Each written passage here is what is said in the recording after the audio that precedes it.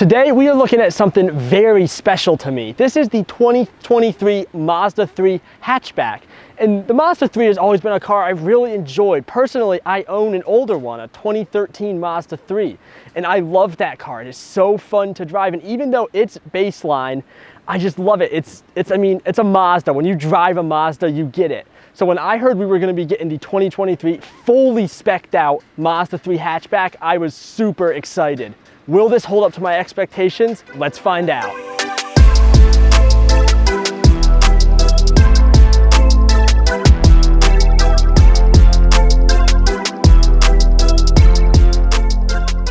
Mazda has always prided themselves on designing cars that are both sporty and sophisticated. The Mazda 3 is no exception. With that sleek body design and accents of black dotted around the car, the Mazda 3 is truly a beautiful vehicle. All right, Colin, you know what I'm gonna say. Soul Red, it is the absolute best color ever put on an automobile. Wait, hold up. I know for a fact that you just said Robust Emerald was the best color ever. I'm pretty sure you even said you would do bad things for it. Okay, this color, it is the best color on a car ever. I would do bad things for Robust Emerald. I would never say that. That is blasphemous. Soul Red has always been my favorite color on a car, and for good reason. The depth of this red hue is just unmatched by anything else ever. This is the very best color ever. Fight me in the comments. You're wrong if you say anything other than Soul Red is the best color. It's not just the Soul Red paint that makes this car stand out. On the fascia, the classic Mazda smile is flanked by the signature LED headlights. The black front air dam, which is part of the Turbo Premium Plus package, gives the Mazda 3 an aggressive stance. Along the side, the black power folding mirrors and the spoiler continue to provide a sporty contrast, and the 18-inch metallic black wheels tie in the whole look wonderfully. While the body of this car is a little old, 5 years to be exact, it is still easily one of the best looking cars in the segment. In the back of the Mazda 3 hatch, you're gonna get about 20.1 cubic feet of storage space. In comparison, the sedan, you only get about 13.4 cubic feet of storage space. Even better, in the hatchback, if you want more space, there's a simple little button. You just push that, give a little tug, and the seats fold away. And once you do that, you'll get about 47.4 cubic feet of storage space. That's pretty respectable. Let's talk about the interior of the Mazda 3. The first thing I noticed when I sat in here was just the abundance of soft materials. Everything from the dash to your center rest right here to the door handles, it's all padded in this soft, supple leather. It really cocoons you and provides a premium feeling in here. Something that's equally tactically pleasing in this vehicle is the switchgear. There are no capacitive buttons or weird gimmicks, just some good old-fashioned functional airplane switches and dials. They feel real good and premium, and of course they're easy to operate while driving, but there are some interesting quirks in this vehicle when it comes to switchgear and such. First of all is the turn signal. The turn signal note that tells you it's blinking is very bass heavy, and it blends in with a lot of different music. So there have been several times I've left my signal on because I didn't hear the blinker going on and off. It was blending in with my music, and I have left the blinker on a few times. There's also some interesting things going on with the pedals. First of all, your brake pedal is very hard to depress. It's not a bad thing. I actually really quite like the feeling of it. That's how Mazdas are. It is not broken. If you press the brake pedal and it feels really hard to depress, that's just how they are. It's a real engaging feeling. I really quite like it. Additionally, the gas pedal has a little click when you get to the bottom. So you're gonna feel it's a normal gas pedal, but then you hit a piece of resistance. You keep pressing and you're gonna feel and hear a click. That click is the kick down pedal. So basically the Mazda 3 doesn't make all of its power available up towards the top of the pedal. You gotta push down past this kick down switch to activate the full power for acceleration, and that is gonna save you some fuel while also allowing you to access this wonderful turbocharged engine. The seats in the Mazda 3 are superbly comfortable. They have just enough cushion, but they also have just enough bolstering to keep you in your seat as you're whipping around corners in this thing. And believe me, the Mazda 3 really can take a corner at speed, but we'll get to that in just a bit. I do have one minor complaint about the interior of the Mazda 3, and that comes down to the infotainment screen right here. You see, the infotainment screen has a lot of just upright lines to it, and it's surrounded by otherwise trapezoidal and off-axis shapes. That rectangle that's all perfectly shaped just looks kind of out of place in here. I wish they could have found some way around this. Now, one way they could have done that is maybe by choosing a screen material that has darker blacks to it, so that when you're on the home screen, it would blend in kind of better like that. I'm not entirely sure how to fix that problem, but I'm also not a car designer, so I'll leave that up to them. However, that said, if that's my only complaint, this is a pretty good interior, at least from a front area perspective. And I think this environment right here does a lot to justify that $36,000, $37,000 price tag. But we still need to talk about the back, so why don't I hand it off to Colin back there? I agree with everything Jake just said about the front. It is super comfortable up there with a bunch of great materials. However, the rear seating area is not as good. For starters, no vents. This is a $36,000 car. There should absolutely be vents back here. There's also no charging amenities. I almost find that even more inexcusable. I mean, yeah, we've seen some other cars lack vents, but they'll at least have some sort of charger plug-in back here. This has nothing. You do also have this massive hump back here. This is all-wheel drive. If that's something that's gonna annoy you, go for one of the lower trims. Get it in front-wheel drive. This won't be an issue then. Of course, there are some positives back here. You have really good leg room, and you do have a center pull-down with cup holders with some okay nubs. They'll pass. And one thing that really surprised us was just how light it is back here. We were both a little worried about having these very thick C-pillars, that it would really block the light and this would be kind of a dark prison-like area, but it's not. So much light gets in back here. I have to say, that is a nice thing, but overall, I couldn't recommend this rear seating area. Let's talk about the infotainment. I have to say I'm a little disappointed. Yeah, you know, most manufacturers have moved to just a touchscreen. They've moved away from this dial interface that Mazda employs, but of course, Mazda has not moved away from it. Now, I understand why they like this dial interface, right? It means that your eyes, in theory, spend more time on the road and less time looking at a touchscreen, looking where to click. However, I just find this system unwieldy, and I think that really in real life it works better to just have a touchscreen. I will say, I've heard that once you get used to this system and get to, you know, drive a car with it for a few months, you do get used to it and they do find it very intuitive. Okay, that's interesting. So we would have to maybe drive this car around a bit more. Mazda, if you want to give us a 2-month loan on a Mazda 3, we would accept it. But jokes aside, there are a few other non-intuitive things around here. Like, for example, the camera button is down by your left knee. It's not up here by the other buttons that interface with the system. Now, when you press the camera button, they're fine and dandy and have good guidance and all that. You know, that's a perfectly good camera system. But it would be nice if just all of the buttons for interfacing with this system were in the same spot.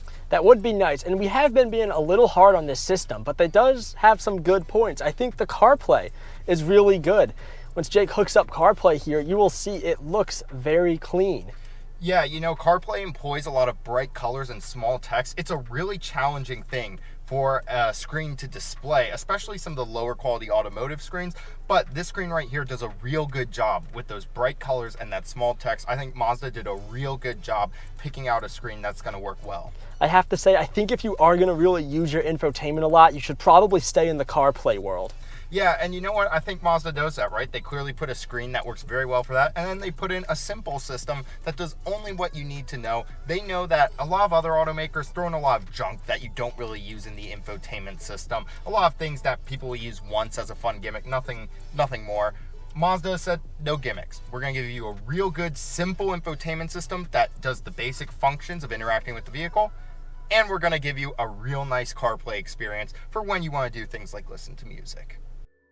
So Jake, we're on the road in the Mazda, and I have to say this thing is just so nimble and so planted around these turns, but what's the power looking like? So in this vehicle, we have a 2.5 liter Skyactiv G turbocharged engine. That's putting out around 227 horsepower, and 310 pound-feet of torque is pretty good. You put in some 93 octane fuel, you're gonna bump those numbers up all the way to 250 horsepower and 320 pound-feet of torque, which is pretty respectable. I have to say that is impressive. However, one knock on the Mazda 3 is that is a pretty expensive engine option. It only comes standard on the second highest trim, which is gonna cost about $32,000. So you're gonna be pretty high off the base MSRP if you wanna get that engine. And the standard engine's a 4-cylinder that puts out about 191 horsepower, about 186 pound-feet of torque. And from what I've heard, that engine really lacks the oomph that this engine has. One other disappointment is the transmission. Not that this is bad, we have the 6-speed auto here and it's been doing well. But if you want the manual transmission, that can't be paired with the all-wheel drive. So I know a lot of folks are gonna be bummed about that, given that Mazda has such a great history of fun manual transmissions. That is a shame, but if you're willing to spend the extra money for this car, it is very worth it. I mean, it's just so engaging to drive. Now, I know one little complaint I have is with the power, if you floor it, there is a little bit of a delay before you get going. Yeah, you can definitely hear when someone slams the pedal down and then nothing happens for about a second before the car kicks on. However, there's a lot of pros to the power plant, especially once you're already in the power. The power is definitely available once the engine's sort of already going, and if you're not starting from a complete stop. On top of that, we're getting decent fuel economy in here, right, for a turbocharged engine in a sporty car. We're getting around mid-20s, right, mid-20s MPG, and it's rated for about 23 combined. I think you're getting a little over 30 on the highway, which is nice.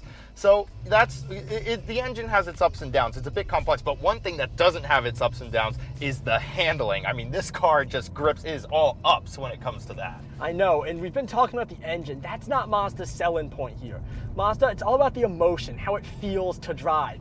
And this thing is just incredible. On that windy road back there, we were taking those turns very fast, and at no point did I feel like I was gonna lose the car. I wasn't in exact control of what I was doing. Yeah, this car is just such a joy to drive around.